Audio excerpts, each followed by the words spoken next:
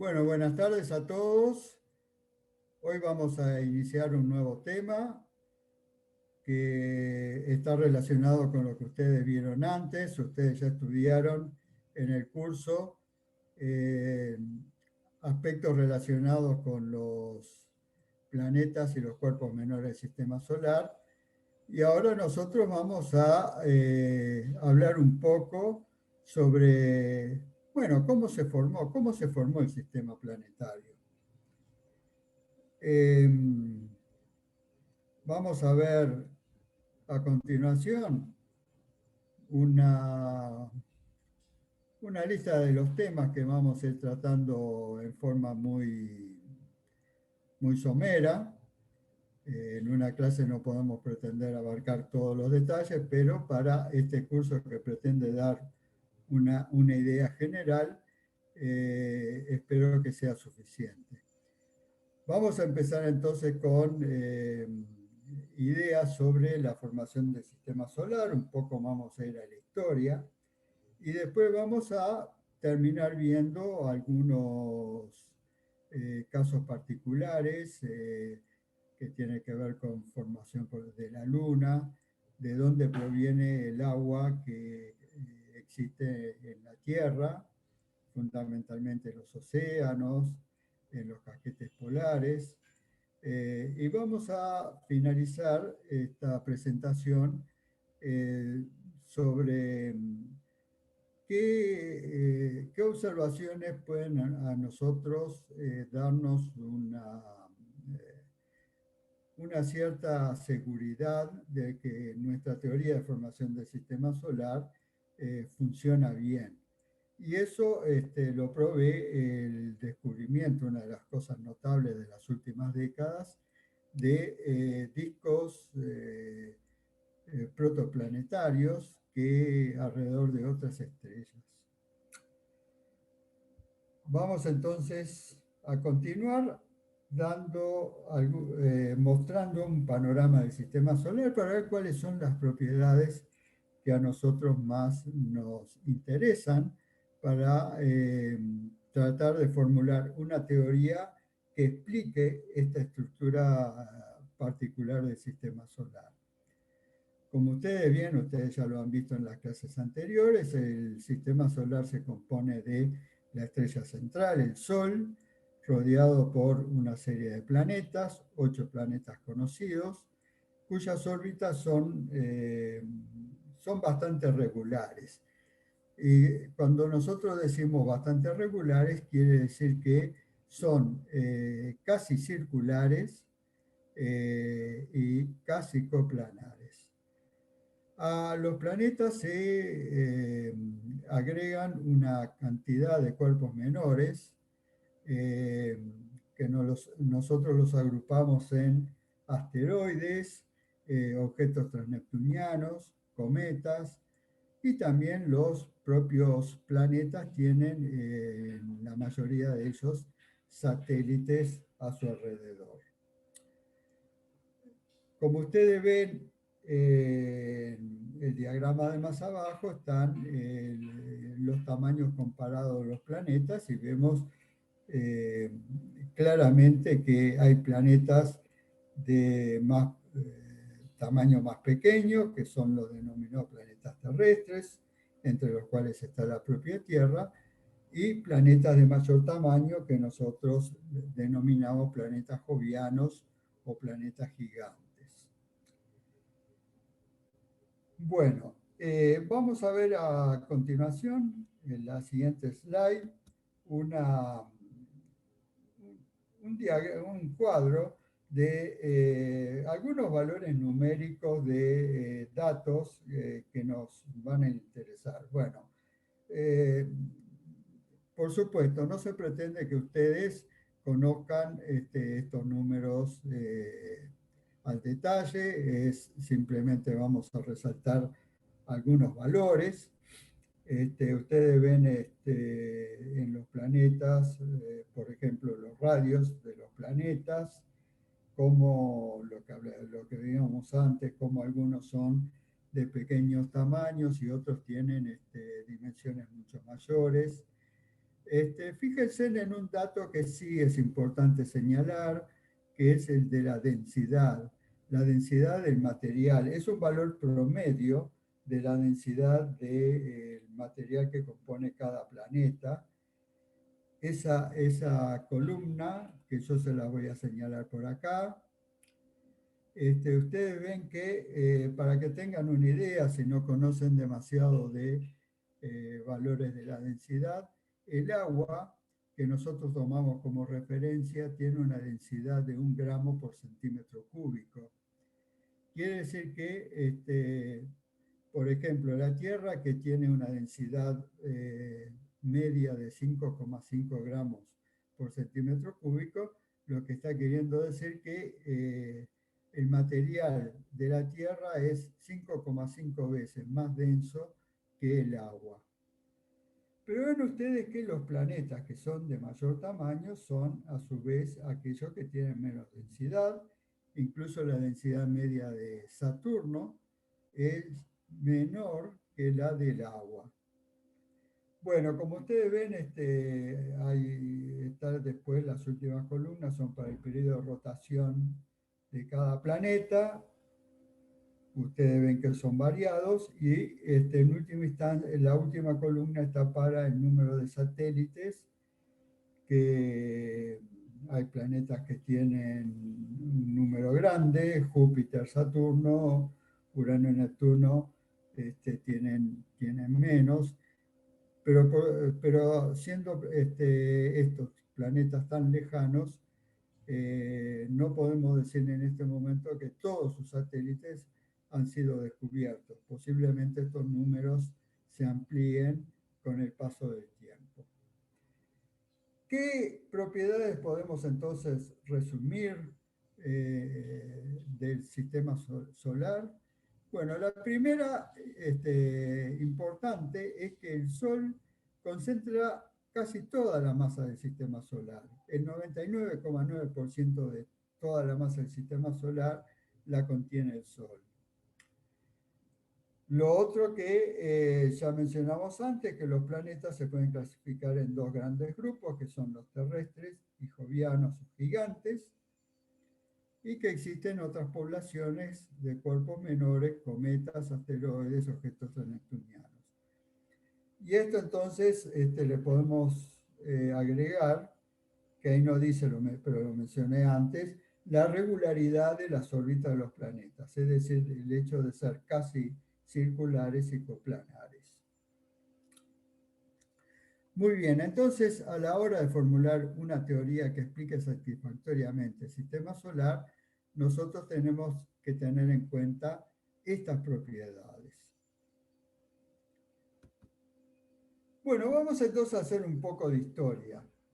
Como las primeras teorías, por lo menos teorías con fundamento científico sobre el origen del sistema solar, surgieron en el siglo XVIII. El tema es que cuando nosotros observamos el cielo, nosotros en esas noches sin luna podemos percibir la presencia de nubes eh, que se encuentran en el cielo estrellado. Acá, por ejemplo, si ustedes ven la imagen de la izquierda, ahí se ve la Cruz del Sur, esas 4 estrellas que se destacan, más brillantes son la Cruz del Sur, y en la parte inferior hay una zona oscura, y eso es una de esas nubes, una nube que son nubes, ahora se sabe, nubes de polvo y gas, que son muy comunes en el medio interestelar. Bueno, entonces conocida esas nubes, la idea que le surgió a Laplace, Laplace, un famoso astrónomo y matemático francés del siglo XVIII, que la contracción de esa nube, de una de esas nubes por su propia gravedad, habría llevado a la formación del sistema solar.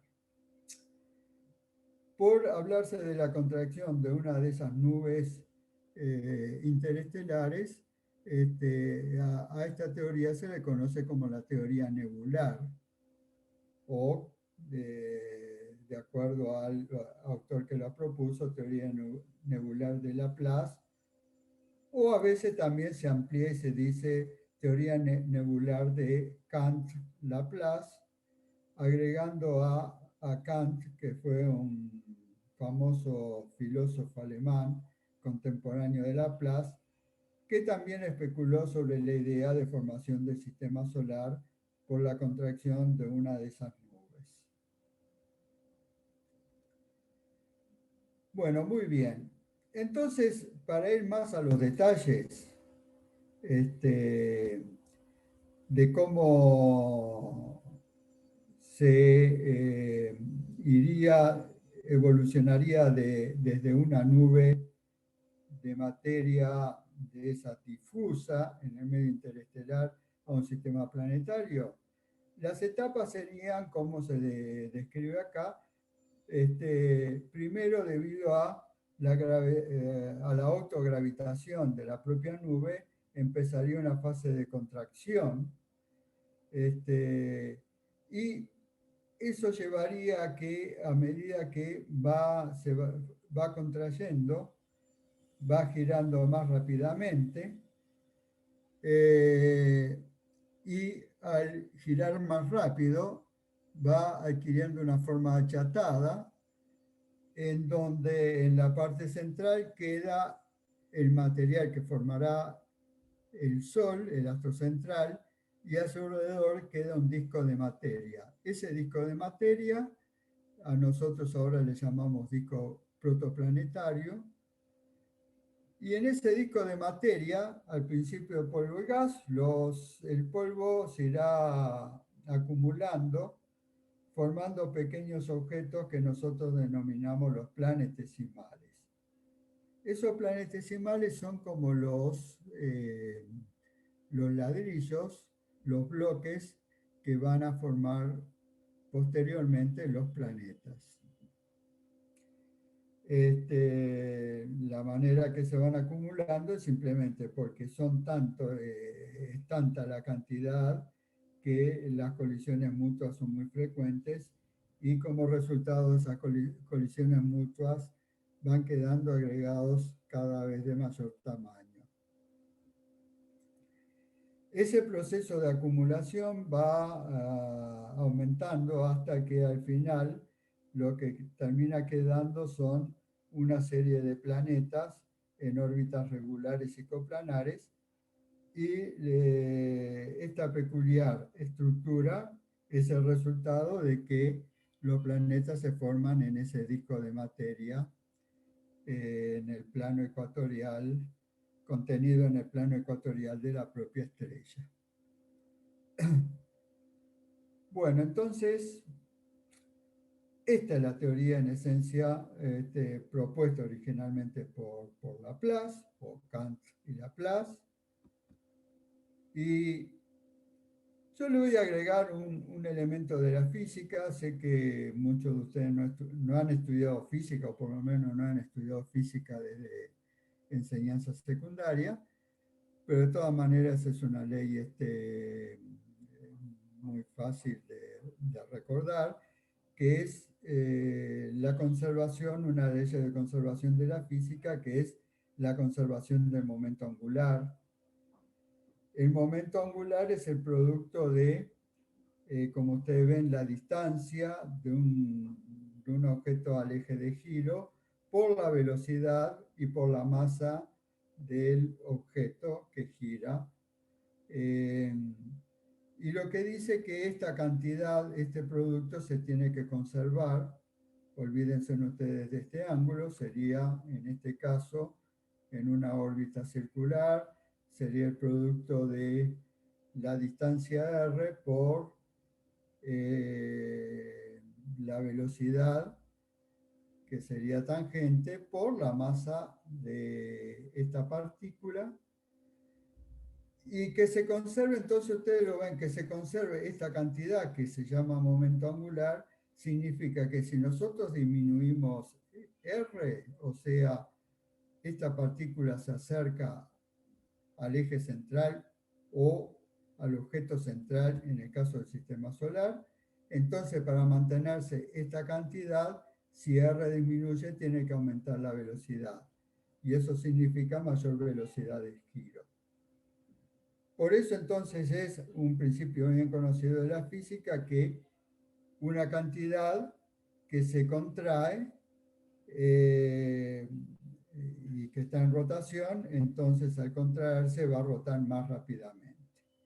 Y rotar más rápidamente significa que se va a ir achatando, adquiriendo la forma de un disco. Bueno, parecía que todo iba bien. La teoría se encuadraba en lo que se observaba, pero empezaron a haber dificultades que llevaron a que por mucho tiempo la teoría nebular de Laplace no fuera aceptada del todo y se propusieron teorías alternativas para el origen del sistema solar. La más popular, que estuvo en boga por un tiempo, fue la presentada por el astrónomo británico Jeans. ¿Y cuál era la objeción a la teoría nebular? Era de que al formarse los planetas por la contracción gravitacional, el Sol debería quedar rotando mucho más rápidamente de lo que se observa. En realidad, el Sol rota muy lentamente, completa una revolución en torno a su propio eje en un poco más de 27 días. Y eso entonces no era lo que predecía la teoría nebular de Laplace, que lo que predecía era que el Sol tenía que quedar con una velocidad de rotación muchísimo más rápida que esa. Bueno, entonces Jeans partió de un concepto totalmente distinto, asumiendo que el sistema solar fue el resultado de un encuentro del Sol, que al principio no tenía ningún planeta, el Sol estaba aislado, y tuvo un encuentro con una estrella, y la estrella al pasar cerca, ¿qué pasa? Por la fuerza de atracción gravitacional levantó una marea en la superficie del Sol y esa marea se extendió como una especie de lengua y al extenderse se fue enfriando y condensando en distintos cuerpos que fueron los planetas que quedaron entonces en órbita alrededor del Sol.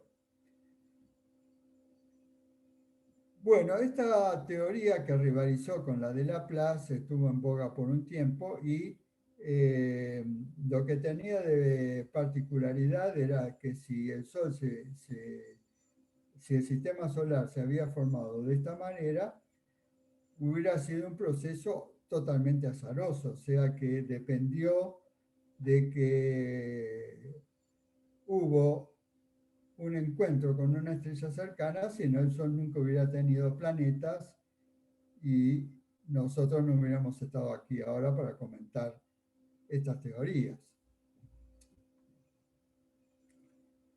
Pero bueno, finalmente se volvió a la vieja teoría de Laplace, porque se pudo explicar esas objeciones como que el Sol quedara con una rotación mucho más lenta de lo que debería haber quedado. Ahora también se sabe que hay otros procesos físicos que nosotros llamamos procesos de fricción en el gas o viscosidad, que hacen de que eso es un proceso de fricción en el gas o rozamiento y hace que finalmente el material que queda en el Sol tenga menos velocidad de rotación que lo que predecía originalmente la teoría de Laplace. Quiere decir entonces que todo marcha igual como lo había imaginado Laplace, con la contracción gravitacional, pero llega un momento que la viscosidad o la fricción gaseosa lleva mucho de este material que vaya cayendo hacia las regiones interiores, donde esa materia va siendo acretada por el Sol o el protosol, o sea, el Sol en formación, en tanta cantidad incluso de que hay materia excedente que termina siendo expulsada hacia las zonas polares, o sea, perpendiculares a la dirección del disco, en lo que nosotros llamamos flujos bipolares. Algo que es interesante señalarlo, ha sido observado en muchas estrellas jóvenes, o sea, de que ahora hay evidencia observacional que estos flujos bipolares son parte de la formación de estrellas y de discos protoplanetarios y sistemas planetarios a su alrededor. Bueno, entonces, en ese proceso iría formándose en el disco protoplanetario, como antes habían señalado antes los planetas, y quedaría entonces el sistema planetario dispuesto alrededor en forma regular. Bueno, entonces esta en esencia, toda esta serie de cuadros indica sería la teoría estándar en grandes rasgos de cómo se acepta en la actualidad la formación del sistema solar. Bueno, vamos a hacer un poco de imaginación. Vamos a suponer que en una máquina del tiempo nosotros nos trasladáramos hacia el origen de la formación de nuestro sistema solar. Ahí tendríamos entonces los planetas todavía no están formados, está el Sol acá en el centro, tapado por el disco, donde hay mucho polvo. Ese polvo entonces bloquea casi totalmente la luz solar. Y nosotros vemos que en ese polvo ya se están formando los pequeños objetos sólidos que cuando adquieren ya tamaños, dimensiones kilométricas, nosotros denominamos los planetesimales. Esos van a ser los bloques de formación de los planetas.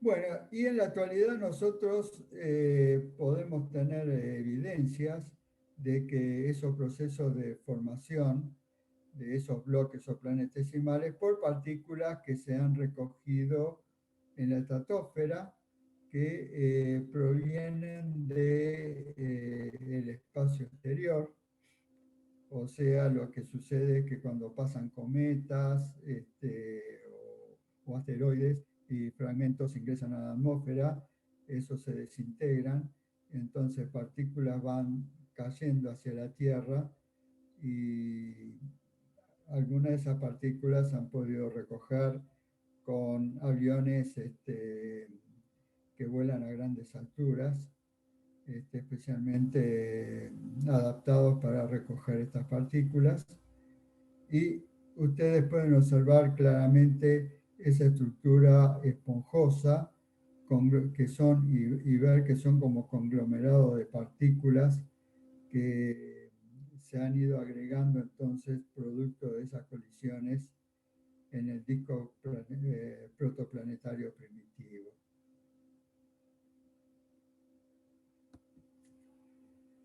Bueno, entonces ahora vamos a ver algunos detalles más con respecto a este disco protoplanetario. Bueno, nosotros teníamos,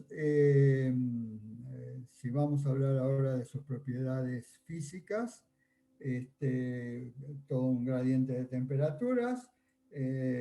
Acá nosotros cerca del Sol vamos a tener temperaturas muy altas, la temperatura va a ir cayendo y va a ser muy frío en las regiones más distantes.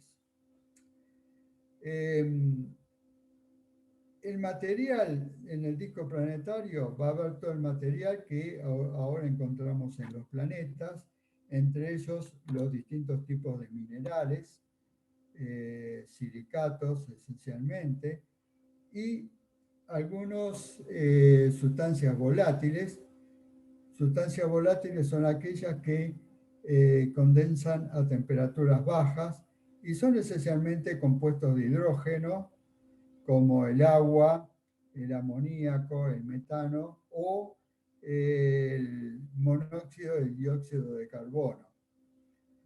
Todos esos materiales son muy comunes, en particular el agua es el más común, y el agua entonces constituye un producto clave, una sustancia clave en nuestro estudio del sistema solar. No solamente por la importancia que tiene el agua para el desarrollo de la vida, por ejemplo, sino para la formación de los propios planetas. Entonces, los planetesimales, habíamos dicho que son la parte sólida del disco protoplanetario que se fue aglomerando en los objetos que nosotros denominamos los planetesimales. En el caso de las zonas más calientes, el agua estaba en forma de vapor, o sea, como parte gaseosa, entonces el agua no se incorporó a los planetesimales. Los planetesimales quedaron entonces solo como componente de roca. Existe sí una zona acá donde algo de agua pudo haber sido incorporado a los minerales, o sea, hay minerales que se denominan silicatos hidratados, porque en su composición química entra la molécula del agua. Solo de esa manera pudo haber algo de agua sido incorporada a la parte sólida, o sea, a los planetesimales. Pero nosotros llegamos a un límite en el disco protoplanetario que nosotros llamamos la línea de nieve, en que tiene la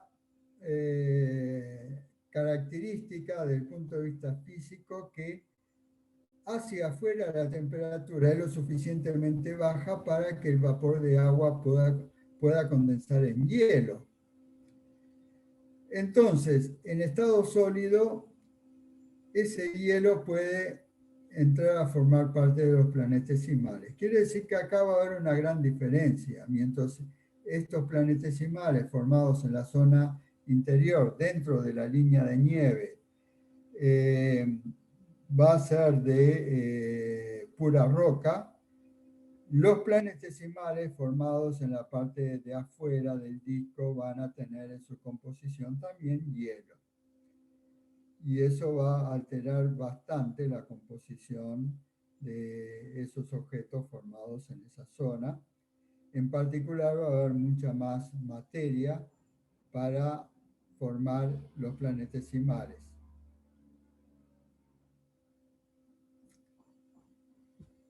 Muy bien. Y eso se va a reflejar entonces en que cuando nosotros observamos los objetos, en la zona interior de la región planetaria, en la zona exterior, vemos características distintas, mientras que los objetos en la zona interior son rocosos, por ejemplo en el caso de los asteroides, y no encontramos hielo en su superficie. Los objetos que provienen de la zona exterior, como es el caso típico de los cometas, que algunos los observamos cerca del Sol, pero provienen de la zona exterior y seguramente se formaron en la zona exterior, vemos que hay abundante gas y la sustancia que predomina en su composición es el hielo. Y eso lo vemos nosotros también en los planetas, por supuesto, mientras que los planetas interiores son, podríamos decir, secos, compuestos por rocas y en sus zonas centrales han emigrado a la parte metálica de los minerales, formando núcleos de hierro y níquel. Nosotros vemos que los planetas gigantes hay mucho hielo e incluso mucha componente gaseosa. La componente gaseosa es los gases dominantes que existían en el disco protoplanetario y en el propio Sol, que son el hidrógeno y el helio. Y otra vez entonces notamos las diferencias enormes que hay en la composición química de estos dos tipos de planetas, y esto explica también hacer materiales más livianos, porque las densidades medias de los planetas gigantes son bastante menores que las densidades medias de los planetas terrestres. Quiere decir que toda nuestra visión de formación del sistema solar puede explicar estas distintas propiedades.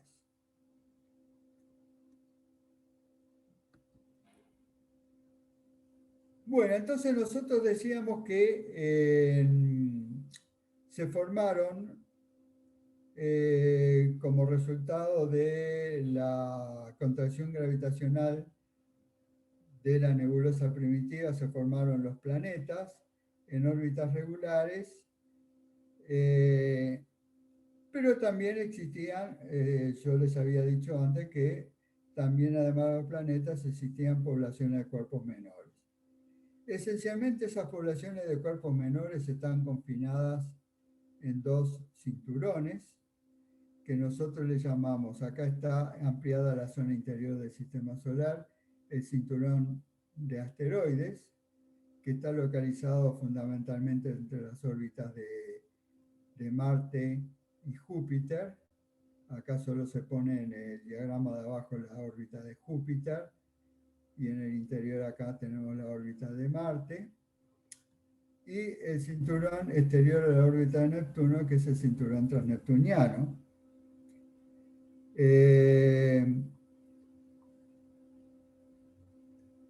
Y esos cinturones de materia residual que no llegaron a formar un planeta han sobrevivido desde los orígenes del sistema solar hasta nuestros días. Por supuesto, esto no son poblaciones de tiempo de vida indefinida, sino de que están en una lenta evolución. Si bien son esos discos de materia son bastante estables, por eso los seguimos observando en el presente, algunos de sus objetos van escapando, y cuando escapan nosotros los vemos, en algunos casos los podemos ver pasar cerca del Sol. Acá, por ejemplo, en este diagrama nosotros vemos otra visión de la formación del sistema solar, donde muchos de esos objetos vemos que van a estar, su evolución lo va a llevar a que sufran perturbaciones violentas de los planetas, fundamentalmente los planetas gigantes, que lo van a terminar eyectando de la región planetaria. Y esos objetos que son eyectados fuera de la región planetaria, terminaron formando un reservorio de objetos proveniendo de la región planetaria exterior y de la zona transneptuniana. Podemos presumir que son ricos en hielos. Así que nosotros consideramos que lo que se formó es un reservorio de cometas, que nosotros le llamamos la nube de Oort. Ese reservorio de cometas es lo que provee los cometas que nosotros observamos pasar de tanto en tanto cerca del Sol, y no vamos a ir a los detalles porque no podemos en el curso, pero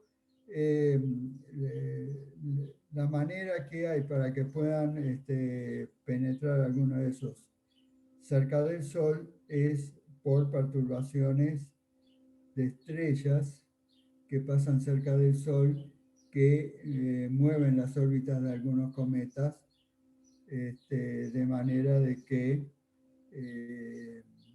lo redireccionan hacia la vecindad del Sol, donde nosotros lo podemos observar desde la Tierra. Acá en los diagramas de la derecha ven cómo eso sería. Acá tendríamos primero una órbita distante de un cometa en el reservorio este de la nube de Oort. Pasa una estrella, como ustedes ven acá, perturba la órbita del cometa y al perturbar la órbita del cometa, el cometa se sumerge en la cercanía del Sol y ahí podría llegar a ser observado desde la Tierra.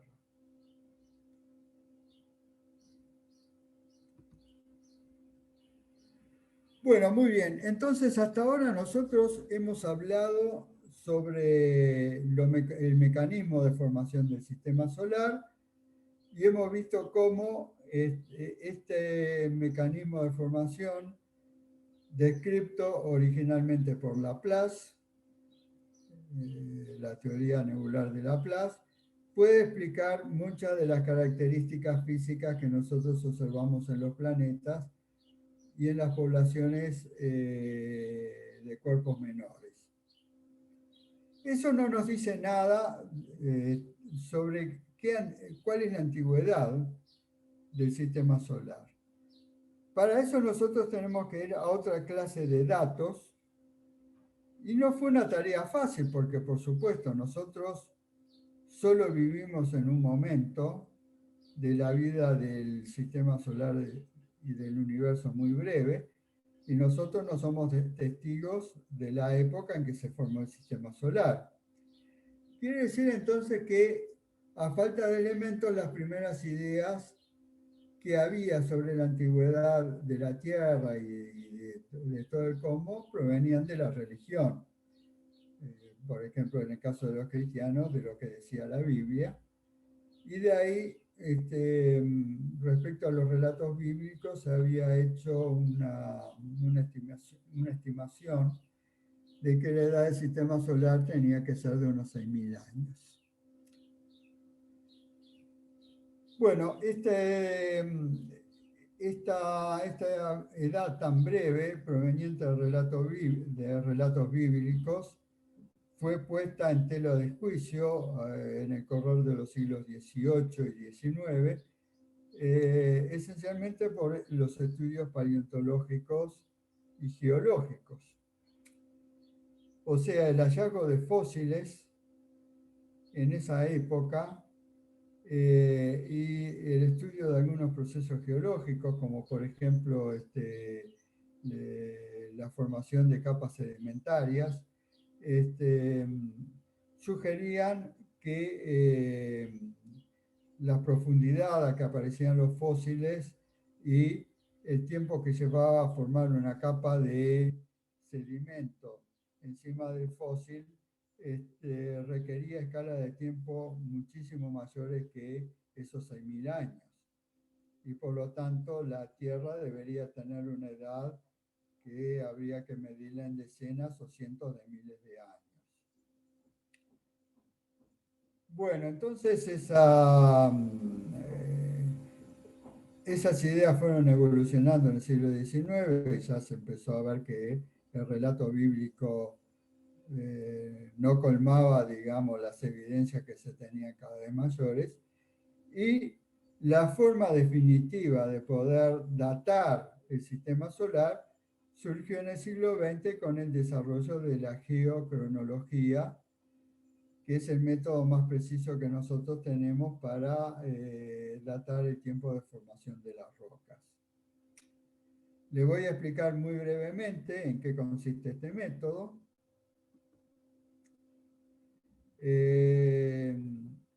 Primero le voy a decir, aclarar que en la Tierra, por ejemplo, las rocas que hay en nuestra superficie no provienen de los orígenes mismos del sistema solar, porque la Tierra, la corteza terrestre, ha estado en continua evolución. Quiere decir que las rocas terrestres son rocas mucho más jóvenes porque se han ido reprocesando con el paso del tiempo muchas veces. Quiere decir que si nosotros queremos medir la edad del sistema solar, las rocas terrestres no nos sirven para este fin. Lo que nosotros tenemos que utilizar son los meteoritos, que son rocas que se han mantenido, se han preservado prácticamente puras desde los orígenes mismos del sistema solar. Meteoritos son recogidos en la superficie terrestre. Acá tenemos un caso importante, un meteorito que se recogió hace unos 50 años en México, que es el meteorito de Allende, que se puede clasificar como un tipo de meteorito denominado condrita carbonosa, lo cual alude a que es rico en carbono.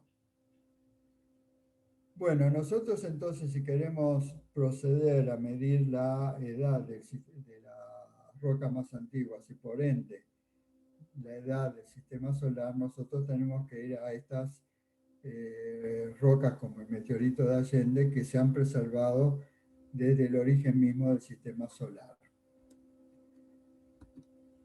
Bueno, entonces, ¿en qué consiste la datación por el método de decaimiento radioactivo? Eso viene desde nuestro conocimiento de la física nuclear, que hay elementos que tienen isótopos inestables, que nosotros llamamos radioactivos. Estos son, por ejemplo, el potasio, potasio 40, el rubidio, el torio y el uranio, que con el paso del tiempo decaen. Estos se les llaman isótopos padres y decaen en isótopos estables hijos.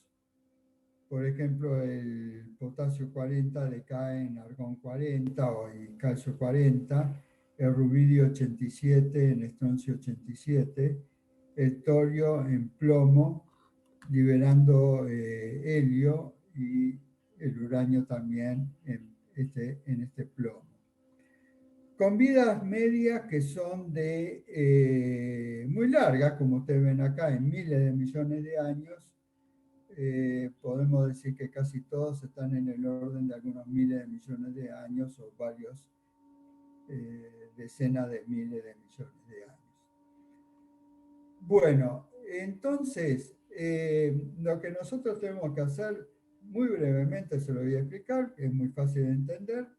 Nosotros tomamos una roca y medimos qué cantidad de uno de estos isótopos contiene y cuánto contiene, qué cantidad contiene del padre, del isótopo padre, y qué cantidad contiene del isótopo hijo correspondiente.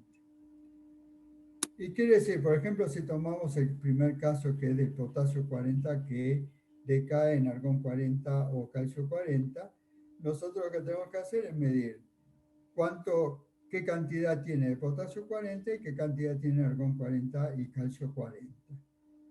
Cuanto mayor es esta cantidad con respecto a esta otra, quiere decir que ha transcurrido más tiempo y por lo tanto hay mayor antigüedad de la roca desde el momento en que se formó. Y entonces, esencialmente es eso como nosotros vamos a medir la edad. Bueno, hecho esto y aplicado este método a una gran cantidad de meteoritos, se puede encontrar, no vamos a ver los detalles, acá están las edades obtenidas para distintos tipos de meteoritos. Para todos da que el sistema solar tiene una edad de formación de unos 4.600 millones de años. Como ustedes ven, es mucho más de lo que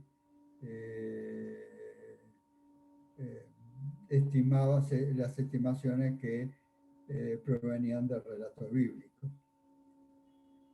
Bueno, muy bien. Bueno, entonces ya resolvimos también este problema. Y vamos ahora a ver, visto entonces los aspectos generales de formación del sistema solar, algunos casos particulares de formación de otros objetos dentro del sistema solar. Bueno, Por ejemplo, nosotros tenemos el caso del origen de la Luna. Bueno, esto se ha discutido bastante y sobre el origen de la Luna se han propuesto varias teorías al cabo de los años. Una de esas teorías era la de captura, o sea, de que lo que asumía que cuando se formó el sistema solar, la Tierra capturó a un planetoide de su vecindad por atracción gravitacional y entonces eso fue lo que constituyó la Luna como satélite. Nosotros planetoides le llamamos a aquellos objetos que han en el disco protoplanetario que se han acumulado la suficiente masa para poder decir que van en camino a convertirse en planetas, aunque todavía no tienen la masa suficiente. Bueno, entonces esa es una de las teorías. Eso, esa teoría de la captura de un planetoide podría explicar ciertas similitudes que se observan en la Luna y la Tierra en lo que respecta a su geología, en particular al contenido de ciertos isótopos, pero por ejemplo no podía explicar que la Tierra tuviera un núcleo metálico de hierro níquel de gran tamaño y la Luna no lo tuviera. Otra teoría que se formuló fue que la Tierra y la Luna se formó desde el comienzo como un sistema binario. Y otra teoría también ha supuesto que se formó la Tierra por un lado y luego la Luna surgió como resultado de una mega colisión de la Tierra con un planetoide de tamaño de Marte. O sea que en vez de ser, como en el primer caso, una captura de un planetoide, ese planetoide terminó chocando con la Tierra, como ustedes ven acá en esta secuencia de imágenes, arrancando mucho material de su superficie. Ese material quedó girando en torno a la Tierra y finalmente se reacumuló y formó la Luna. Bueno, eso es interesante, entonces eso sería una forma, megacolisiones con objetos que existían en esa época de gran tamaño, planetoides, podría entonces dar lugar a explicar que se formaran discos de materias en torno a los planetas, que eventualmente pudieron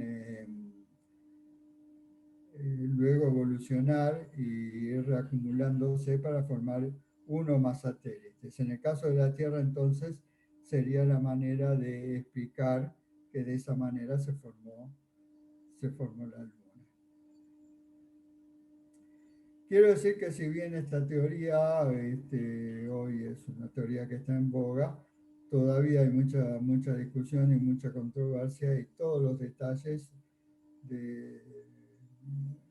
no son, no han podido ser satisfactoriamente aclarados, de manera de que todavía sigue la discusión sobre este tema. Bueno, yo les hablé entonces al pasar de que al comienzo, cuando se formaron los planetas, hubo muchas colisiones, incluso con objetos de gran tamaño, nosotros llamamos planetoides, y esas colisiones se pueden observar sobre todo en aquellos objetos sin atmósfera y sin procesos de erosión, como es el caso de la Luna. O sea, las cicatrices que muestra la Luna Vean ustedes, hay algunas cuencas, hay zonas oscuras que se llaman los mares, que son zonas que han sido cubiertas de lava. Todas lugares, todas sugieren entonces que estos objetos estuvieron sujetos en sus comienzos a un intenso bombardeo de eh, planetesimales y planetoides que había en la región, en el disco protoplanetario.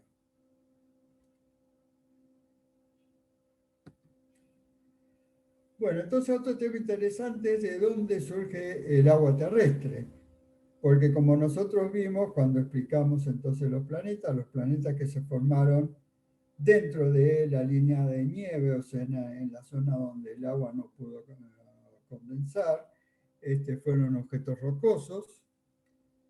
Y si había algo de agua, de poca agua que pudieron haber atrapado, era a través de silicatos, o sea, en la composición, en la estructura, en la composición química de los minerales que formaron esas rocas, lo que nosotros llamamos los silicatos hidratados.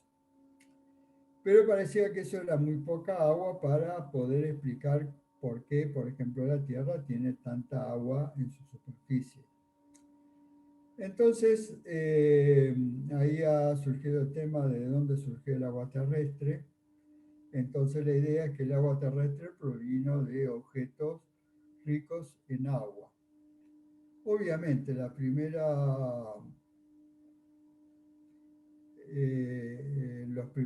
primer candidato que a nosotros se nos ocurre son los cometas, que sabemos que son ricos en agua y sabemos que de vez en cuando algún cometa choca con la Tierra.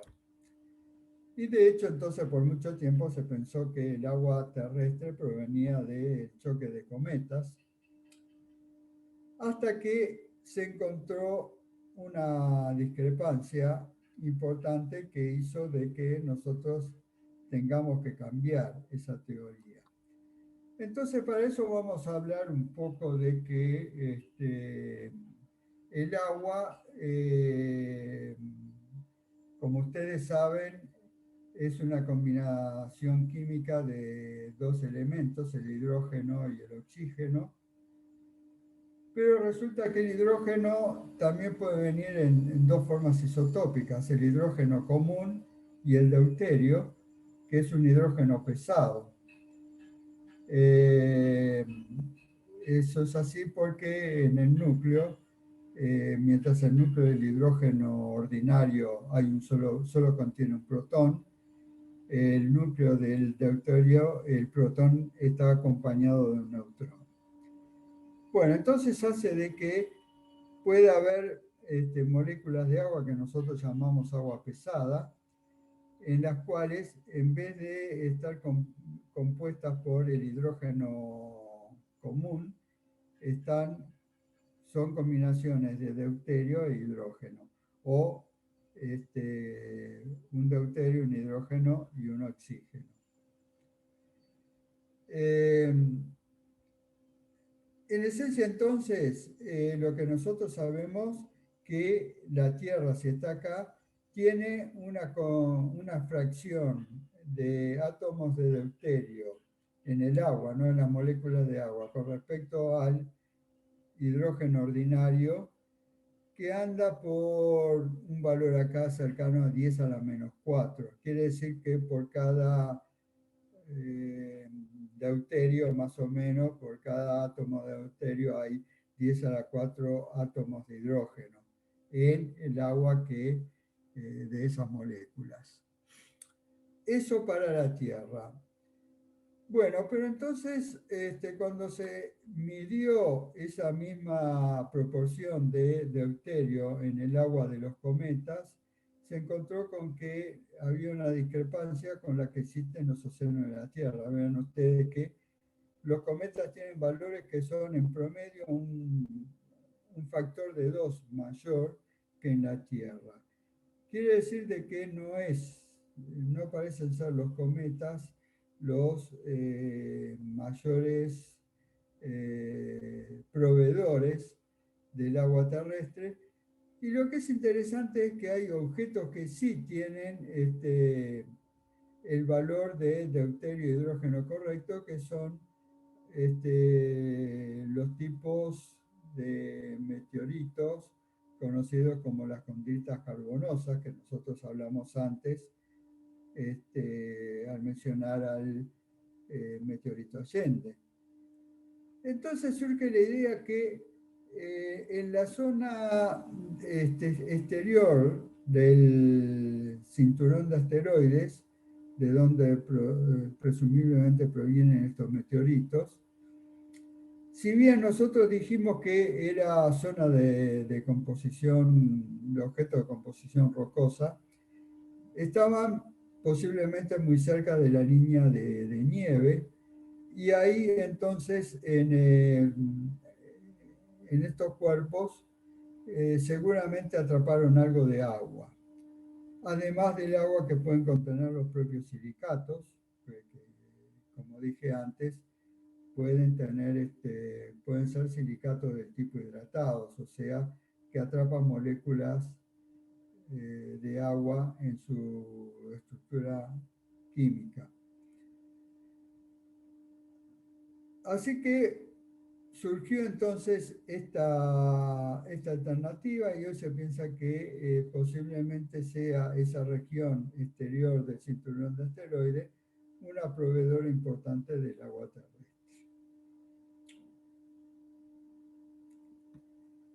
Bueno, otro tema de interés, ya que nosotros hablamos de no solamente origen del sistema solar en su conjunto, sino de algunos aspectos importantes de su estructura, son los anillos que rodean los planetas gigantes, en particular es Saturno, ¿no? Los anillos de Saturno son muy espectaculares. Ahí lo vemos, los anillos fotografiados de una sonda interplanetaria, o sea, de corta distancia, vemos esa rica estructura que tienen. Digamos que los otros planetas gigantes también tienen anillos, pero son mucho más débiles, no tienen la espectacularidad que tienen los anillos de Saturno. Bueno, existe un debate, por eso es interesante señalarlo, respecto a su origen, que no está del todo dilucidado. Entonces la pregunta es, ¿son estos anillos primordiales, resultado de cuando se formó el propio planeta y a su alrededor se formó un disco de material residual, como si fuera un sistema planetario en miniatura, y esa zona, parte de ese disco quedó, fue preservado hasta el presente, formando estos anillos, o no son primordiales, sino que son el resultado de algún evento reciente, por ejemplo, algún cometa que llegó cerca de Saturno, se desintegró y los restos quedaron orbitando en torno al planeta, formando los anillos.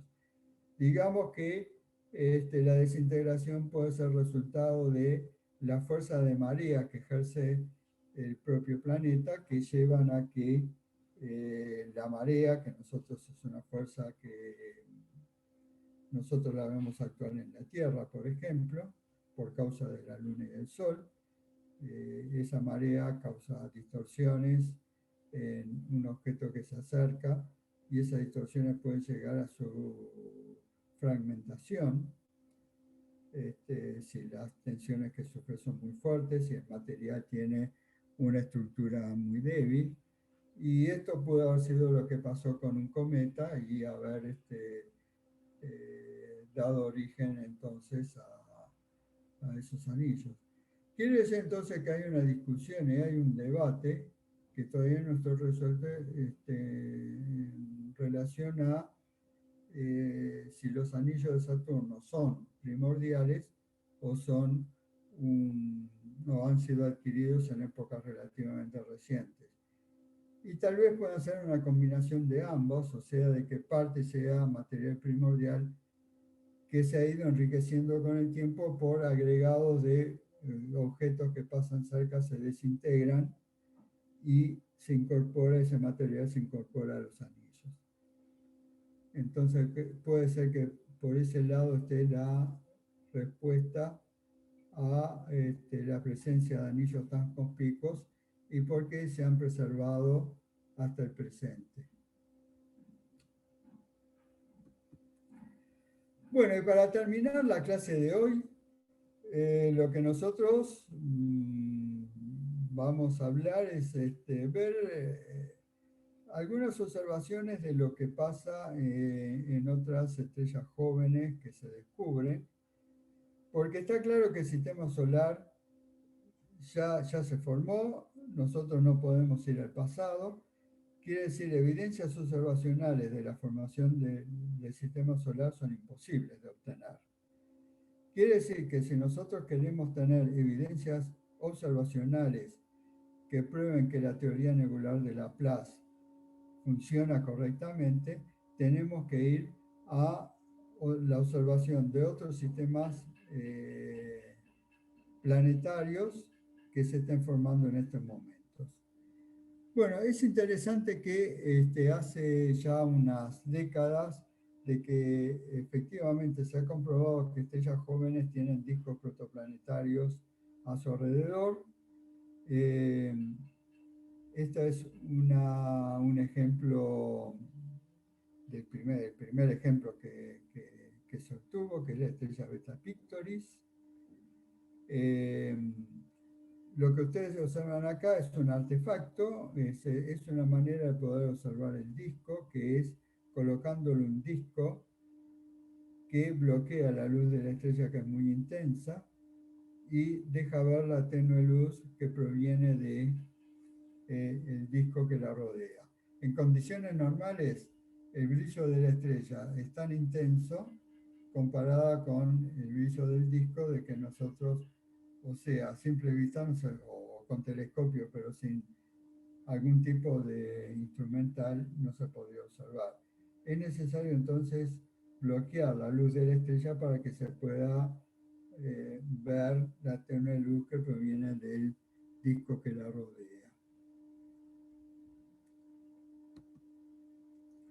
Bueno, entonces lo que yo le decía, se usa un dispositivo especial que es colocar un disco en el foco de la lente objetivo o espejo, si es un telescopio de tipo reflector. Entonces ese disco bloquea la luz de la estrella central, dejando ver la tenue luz de su disco de polvo si lo tiene. Bueno, acá entonces vemos otra estrella, otro ejemplo de una estrella, esa estrella que está acá mencionada, que también muestra la presencia de un disco de polvo. Fíjense en que las observaciones se hacen en una banda del espectro electromagnético que es H, que es a 1,6 micras, y eso es en el infrarrojo. En el infrarrojo es una ventana conveniente para observar radiación proveniente de discos porque ahí la intensidad de la radiación es más intensa en el disco y en el infrarrojo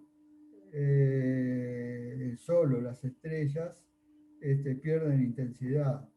Quiere decir entonces que la relación de brillos entre la estrella central y el disco se hace más favorable para que nosotros podamos observar al disco. Bueno, caso interesante, volviendo a Beta Pictoris, que fue el caso pionero en donde se descubrió la presencia de un disco a su alrededor, es de que en Beta Pictoris también se descubrió a posteriori la presencia de un planeta formado, como ustedes ven acá, Y ustedes ven acá que el planeta se va desplazando en su órbita. Eh, ven ustedes que están en distintas posiciones.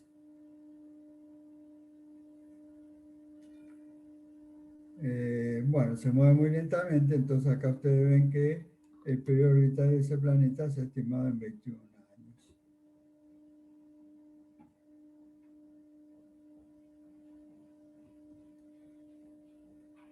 Bueno, otra cosa interesante es que no solamente es que se han observado discos protoplanetarios, sino que se han observado surcos o brechas en esos discos, como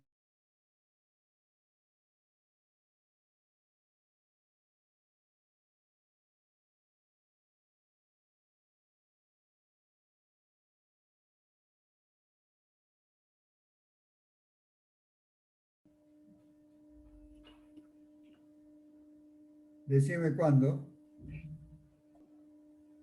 Bueno, entonces acá tenemos otro ejemplo interesante, como yo le decía antes. Eh, Perdonen que hubo una pequeña interrupción acá por problemas técnicos.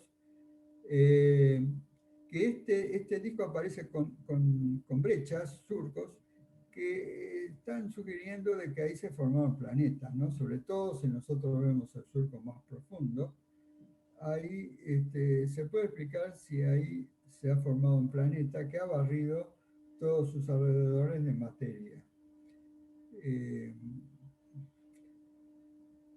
Así que entonces, todo esto, bueno, esta imagen lo tenía con ALMA, este es un instrumento fabuloso que está en Chile, en el desierto de Atacama.